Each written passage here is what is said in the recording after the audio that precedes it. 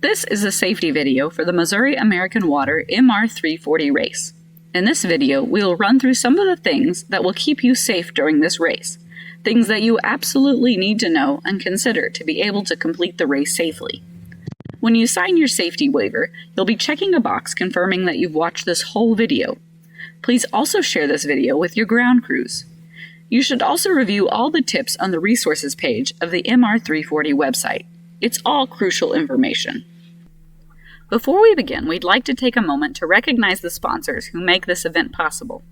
We'll begin with a word from our title sponsor, Missouri American Water.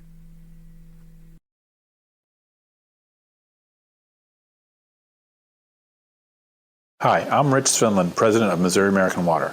On behalf of nearly 700 employees that keep life flowing for 1 in 4 Missourians, I welcome you to the annual Missouri American Water MR340 race. Kudos to you on participating in the world's longest, non-stop paddle race. You should be proud of the dedication that got you here. We're honored to once again be the title sponsor of this incredible competition. Race proceeds help benefit environmental stewardship by raising awareness of the importance of our local rivers, particularly the Missouri River, which serves as a source of drinking water for millions of Missourians. Remember to stay safe and hydrated, have fun, and look out for one another. We look forward to seeing you at the finish line.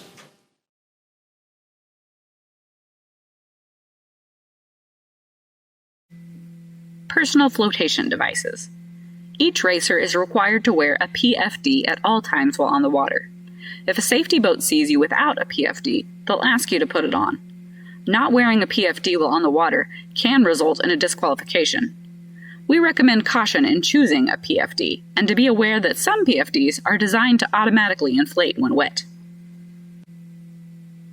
The majority of racers will use their phone as their tracking device. You can also use InReach or Spot Tracker. All these devices need to have the Race Owl Racer app. Have it downloaded, set up, and tracking. There are instructions on the MR340 website about how to do this. Your ground crew and those watching at home can go to the Race Owl app or the Race Owl website, enter your boat number, and the Missouri American Water MR340 2025, and track your progress. Each racer is required to have a ground crew. This can be in person or virtual. Ground crews can be shared by different racers or boats. Ground crews need to be checking in with the racers consistently throughout the race. A ground crew can help you check in manually if for some reason your auto tracking isn't working. Ground crews can also meet you at your planned stops to help you restock food and water. They can also keep you alert to weather or race conditions. Your ground crew should know you well. They should be able to notice if something is going wrong. If you don't seem like yourself, then they can talk to you or alert safety dispatch or emergency personnel to check on you. Make sure that you have a ground crew and that they are up for the job. A ground crew can be a wonderful support during the 340 miles. They encourage you and keep you going. Make sure that your ground crew information is up to date on your registration. If it has changed, let us know so we can update your registration. If you decide not to race, please let us know. If you decide not to start, let us know and send a DNS text. If at any point you are racing and you have to stop or you can't continue, please send a text saying that you are DNF or did not finish. Each racer is required to have a map of the Missouri River. This map can be on your phone or printed and laminated. On the MR340 website, we have a map that you can download. If you have the map printed, be sure it's attached to your boat or in your PFD pockets. The map will be important in case you need to call safety dispatch. It will allow you to let us know your closest mile marker or landmark. It's also helpful when paddling to know what ramp is coming up next, so you can communicate with ground crew about what ramps you might need to make an emergency stop at. Each boat is required to have their number affixed to both sides of the front of their boat above the waterline. These numbers should be at least 3 inches tall and a good contrast color to your boat. Check out the roster on the MR340 website and make sure that you and all your teammates have the right boat numbers. Please make these as visible as you can when a safety boat passes you. One task they will be doing is writing down your number and river mile, so we have a note of the last place we saw you. This race is non-stop. Many racers will choose to stop for a period of time to sleep, and often that is at night. But as the sun sets and you are on the water, you are required to have navigational lights. These lights must consist of a red light on the left or port side of the bow or front of the boat, and a green light on the right starboard side of the bow or front, and a white light on the stern or back of the boat. These lights allow other boaters and yourselves to see each other on the river at night. The colors and placements will allow boaters to easily know your orientation and help both of you navigate appropriately. These are not headlights, so be sure your lights aren't too bright, as they can hinder your night vision, as well as blind boats behind you for miles. Each racer must have a small waterproof flashlight or chem light attached to their PFD, as well as a stronger flashlight in the boat. These are for emergency situations. If you're in the water at night, having a flashlight or chem light on you will allow you to light up sounds that you hear to see if it's a buoy or log. Each racer is required to have waterproof matches or a lighter, a Mylar emergency blanket, rain gear, and dry clothes in case of an emergency. Having dry clothes to change into if you're stuck on a bank or capsized or cold from being wet is important. Each boat should have a first aid kit and a knife. Each racer should have a whistle attached to their PFD.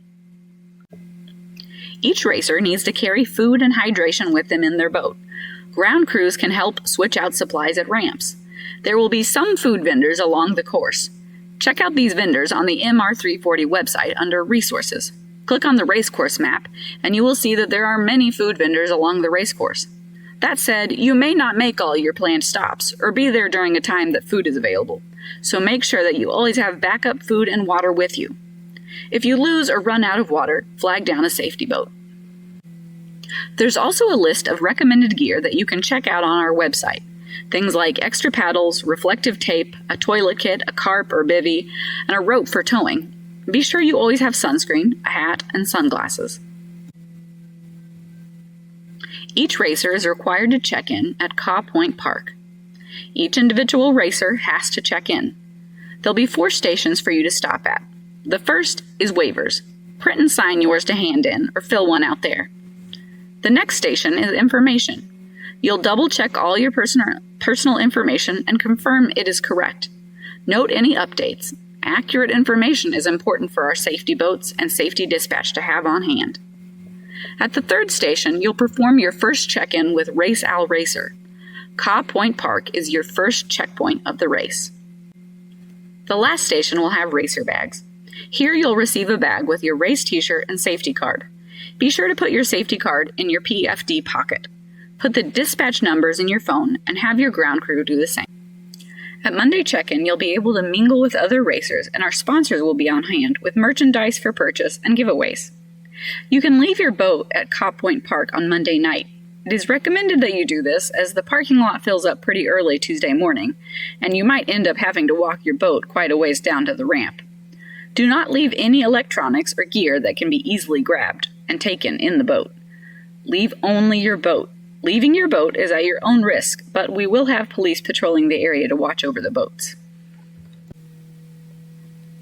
There are 7 checkpoints in this race. You must check in and out of these points: Caw Point, Waverly, Glasgow, Jeff City, Herman, Klondike, and St. Charles. Checking in and out doesn't mean you have to physically stop at each one. Most of you will paddle by with your phone, inReach, or spot tracker, and that will check you in and out automatically. If for some reason your auto tracking isn't working, we'll be contacting you. Ground crews can play an important role here. They'll check Race Owl to make sure you are checking in and out. If you're not, they'll need to notify you at the next ramp and see what's going on. If you need to check in and out manually, your safety card has instructions on how to do that in the correct format. If you need help on the water figuring this out, ask a safety boat, send a message through Race Owl, or call us. There are also 7 paddle stops on the course. These are ramps that have Missouri River Relief volunteers, porta potties, and food. You can find more about these ramp locations on the website, under Resources and Race Course. The list of ramps will also include reaper time. You must beat the reaper to the checkpoints. The reaper will move at a consistent pace, based on the 85-hour total length of the race and the cutoff times. The main checkpoint that most have to worry about is Waverly. You have to be at Waverly before 8 p.m. Plan accordingly to pass Waverly with time to spare. If the Reaper passes you but hasn't reached the checkpoint, you're not out. You can pass the Reaper and beat it to the checkpoint, and you're still in the race. At ramps, most people will decide to get out of their boats. Beware, this can be where hours are unintentionally lost. If it's going to be under 5 minutes, let the ramp volunteers know that you're resupplying and staying in the boat, and then touch and go. When you come to a ramp, there are some things you need to know. The boat ramps are not closed to normal boat traffic during the race. They remain open to recreational boaters and emergency crafts. The ramps must stay clear. If you exit your boat, your ground crew needs to help you get the boat off the ramp, either to the side or all the way up the ramp and away to the side. Do not clog the ramps. Don't leave gear on the ramps. Don't lay down and sleep on the ramps. Be aware of traffic needing to use the ramp. Oftentimes, boats are coming on trucks that are backing down and you might be hard to see. Be aware at night when you're out on the ramp and looking for a racer not to shine your flashlight straight out onto the water. This blinds racers as they're trying to come into the ramp. If you point your flashlight to the water, it's most likely pointing in the face of a racer. Any volunteers helping on the ramp are encouraged to wear a PFD. If you're a ground crew and you're going to be in the water above your knees, a PFD is required. All children on the ramps and near the banks should wear a PFD. No volunteer family, ground crew, racer, etc. can swim out to bring supplies to a boat or assist a racer. Racers cannot be assisted by a boat on water unless it's an MR340 safety boat. This means you can't have a boat trailing you or going ahead to cheer or drop off supplies. All support must come from the land while the boat is at the ramp or in contact with the land on the bank. When you get out of your boat at the ramp, you may not have your land legs right away. Lean forward and be careful on the slick concrete as you're approaching the ramp from the water. Run through your checklist in your mind. Unhook hydration. Be ready to lift the rudder. Get the gear situated so you can get out of the boat. Hello, everyone. My name is Kevin Tosi, and I'm the Operations Director for Missouri Rip Relief. And I'm really excited for this year. This year, I'll be stationed at the Lewis and Clark Boathouse working as the safety dispatcher. The first topic I wanted to cover was safety boats. On the water, safety will be provided by a team of nearly 20 motorized boats, strategically placed at boat ramps, as well as slowly moving downstream with the racers throughout the course. These safety boats are available to you if you have an issue or run into an emergency on the river. It's quite an eclectic group of boats, but you can identify them by their orange MR340 safety boat flag. Many of these boats will be moving downstream with you at low to no wake speed. If you do have one of our safety boats pass you with speed, know that they're most likely responding to a distress call and are making their way to the scene. They'll be moving quickly to help reduce their wake by being on plane, which is when the least amount of boat is in the water, reducing displacement and therefore their wake. You'll quickly find out that there's going to be whole stretches of hours that may go by without seeing a safety boat, and that's okay. They're typically moving around the same speed as racers or off responding to calls, but just because you don't see one doesn't mean that they aren't generally around. At our biggest spread between first and last place paddlers, we're covering around a 200-mile race course. So with that in mind, remember that we are all each other's safety boats. Look out for one another, and if you're able, provide that first level of assistance to a friendly paddler in need while we're getting our resources in place to respond. If you are in distress and a safety boat is nearby, you can signal them by waving both arms overhead to get their attention. Waving those two arms above your head is the universal sign for I need help. So if you're on shore and you're trying to get a safety boat to come to you, waving those hands over the top of your head or whatever else you can do to get their attention will do the trick. If you need assistance in the dark, flashing your light is the equivalent of waving your hands during the day. Keep in mind that our safety boats are also tasked with checking in on racers during the heat of the day and late at night. So giving them a simple thumbs up or a verbal acknowledgement can really help move things along. If they see a boat pulled over on the bank or a sandbar, they're probably going to be coming over to check on you. Responding to them with a quick thumbs up will let them know that you're good and that they can move on. They're also going to be recording your boat number, the time, and the river mile they saw you at. Safety boats are also able to offer drinking water or other forms of hydration, cooling needs, information on the next boat ramp or checkpoint, sunscreen, and of course, rescues. With rescues, safety boats are only able to ferry boats and racers to the nearest safely accessible point on shore, at which point the racer can choose to continue racing without penalty.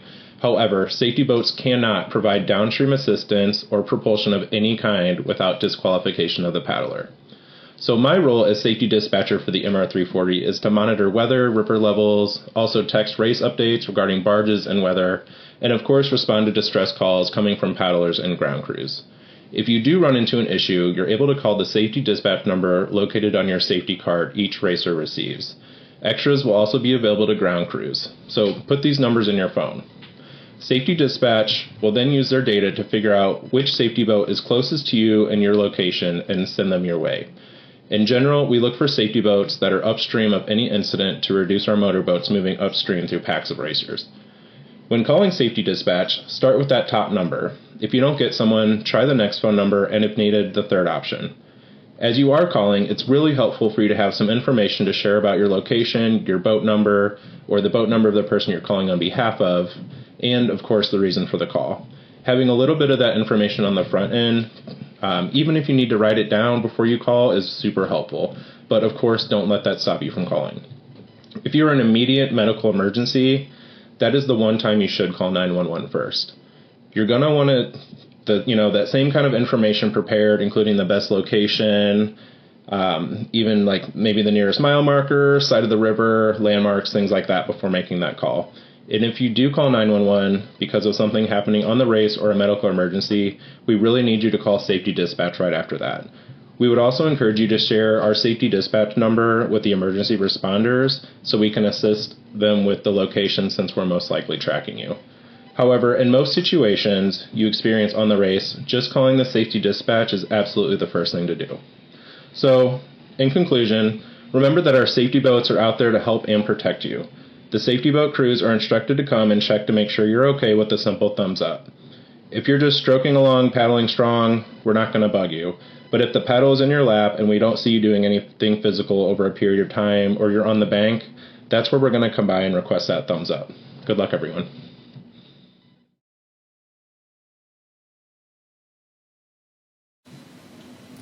Hi everyone, my name is Dave Combs. I'm the fleet manager here at Missouri River Relief. Today I'll be talking about the hazards you will encounter during the race. Bridges are one of the first hazards you will encounter after the starting line. When you navigate through the bridges, stay in the channel and leave plenty of space between you and the bridge pier.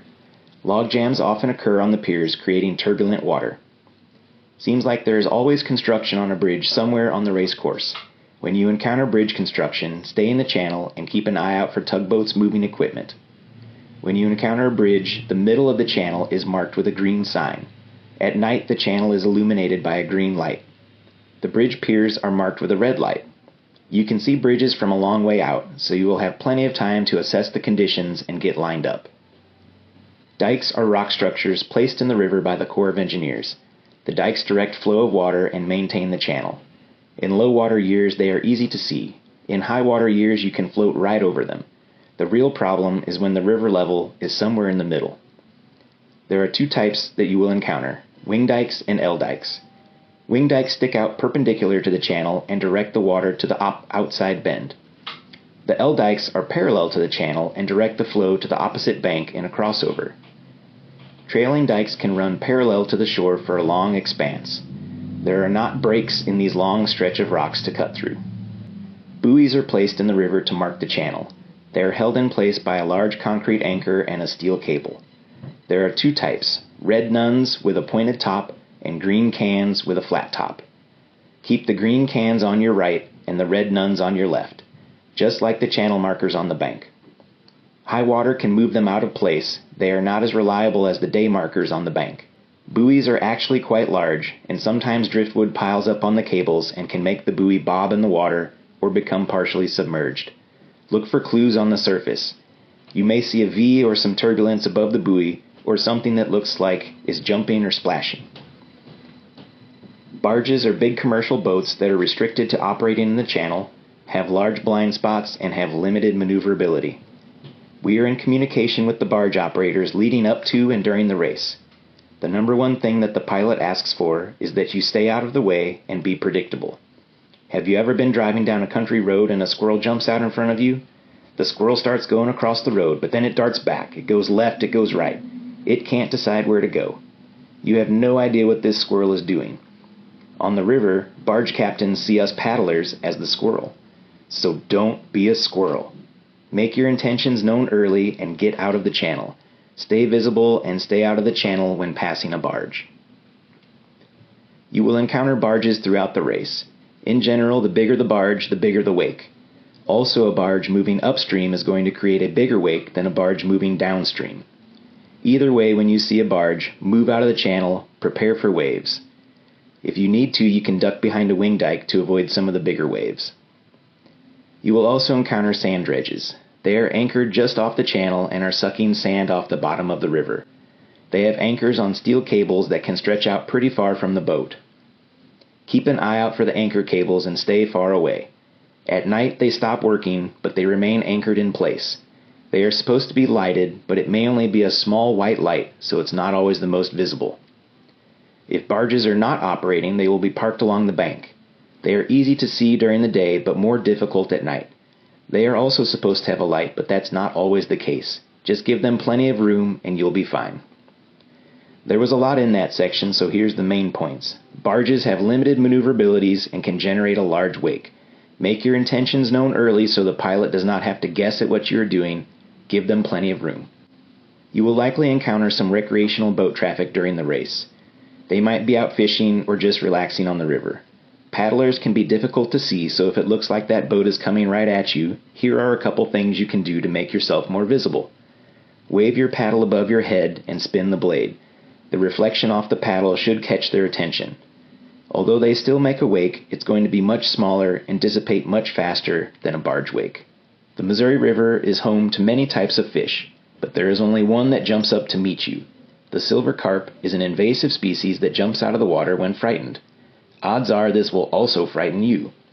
The fish is typically found in the slower water behind wing dikes or in tributary mouths. You probably won't come across any, but just be aware that they are out there. Next up are some environmental hazards. Heat can take you out of the race. Be sure to protect yourself from the sun and stay hydrated. When I race, I have on long sleeves, covered my legs, have on a hat, and even gloves. It may seem counterintuitive, but keeping the sun off your skin can keep you cooler. This also protects you from sunburn. Remember to use sunscreen on anything that is not covered up. If you get hot, splash a little river water on yourself to cool off. If you are really feeling the heat, pull over and take a quick dip.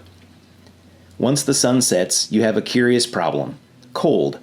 You have been working all day to stay cool, only to find out that at night you are getting chilly. The problem is made worse if you get wet or if it's raining. If you find yourself getting cold, it's a good time to put on that dry layer, eat some food, and keep paddling. This is also a great time to break out that king-size candy bar. The race takes a lot out of you, so be sure you are staying fueled and hydrated. You may be surprised to find out that people forget to eat and drink. Stay ahead of the curve. It is very difficult to recover from a nutrition or hydration deficit. Your ground crew can help by monitoring what you are eating and drinking. If you run out of water between ramps, flag down a safety boat. They generally have some stuff to help you get to the next ramp. Be sure to educate yourself and your ground crew on the signs of heat-related illness. Catching the symptoms early is key. Once you start to decline, there may not be enough time to recover. Here in the Midwest, storms pop up out of nowhere. It is important to keep an eye on the weather. You can probably set a weather app to give you a warning of an approaching storm. This is also a great job for your ground crew. They can keep an eye on the weather and update you as needed. If you start to see a storm building, now is the time to take action. Don't wait until the storm is on top of you. Put away your sensitive electronics, grab your rain jacket, and make a plan to get off of the water if needed. If you see lightning or hear thunder, you need to get off the water immediately. We all know that water and electricity don't mix. Pull over, secure your boat, and get up on the bank. Make sure you have the necessary supplies with you in case you have to wait out a storm on the bank. Do not paddle in fog. Fog is very dangerous. The right mix of cool night temperatures and no breeze can quickly create a zero visibility scenario. Pro paddler might know where you are, but if you can't see, you won't be able to avoid hazards. Anyone that has paddled in fog regrets it immediately.